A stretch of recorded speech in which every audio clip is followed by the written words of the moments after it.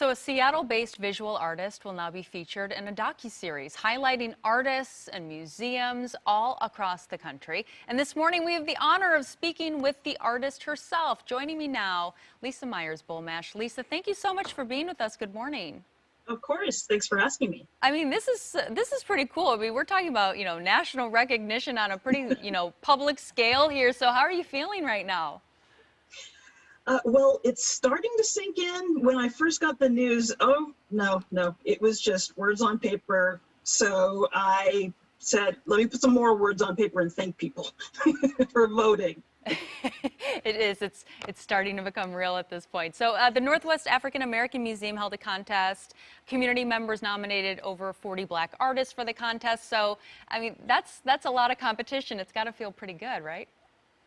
Yeah, it does. But I like to keep in mind the fact that I'm sort of my own kind of Black art in Seattle, and I just happened to have something that the jurors or the panel was looking for. And I mean, when we talk about that, I mean, you are specifically representing sort of, what you just mentioned here, Black art in Seattle, and from your perspective and from what you do and what you create, talk about how your art really fits into that theme. Well, I have a couple of things that really kind of obsess me as an artist. One is the vulnerability of Black bodies. And that started to really have personal significance for me after Trayvon Martin died and after Tamir Rice died, especially Tamir Rice, because at the time he was only a couple of years older than my oldest son. And so I started thinking about children and women and men and how the appearance might be that we're strong, we're super women, we're strong people, but the reality is we're human, we're just human.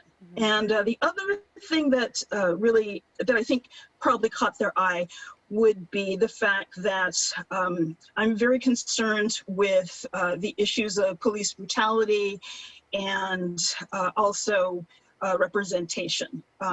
There's an example that I like to give a lot in that there are several people in authority who don't realize that they hold the belief that Black people feel pain less intensely than whites. But it comes out in situations like the Trayvon Martin killing, way back in the 90s, the Rodney King beating.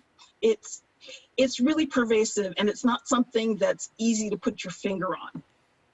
And when you talk about that, I mean, wow, I mean, you mentioned Tamir Rice and you mentioned Rodney King, which was back in the 90s. So this is a conversation that is growing, that more people are having. And I do feel like art has a way of starting that conversation. Your art is part of that conversation. Yes, I would like to think so. Yeah. Which is incredible. I mean, that art can do that. I mean, it not only makes you feel something, but it also makes you think something and maybe changes your mind about something. Again, I hope so. I have seen another artist say that technically art can't do anything. A poster can't save somebody from a prison or some sort of material physical action, but it, like you were saying, sometimes it can move the person's mind a little bit further towards the question of, is this really who I am, what I'm doing? But most of all, I want the conversation that's going on about Black Lives and Black Lives Matter movement to move into action, because this country has had a lot of conversations about race. We haven't done a lot of things about improving everybody's situation. Yeah, that's a great point. Lisa, we certainly appreciate you joining us this morning. I do want to make sure that we have your website right so people can visit you and check out your work, because it is incredible work. It's lisamb.com. All right. Right. M as in Mary, B as in boy. Thank you so much. And the docuseries is supposed to be released either later this year or early next year. So congratulations on that. As far as I know, they start shooting in late May. Oh man, we will definitely be watching. Lisa, thank you so much, and we appreciate you joining us this morning. My pleasure.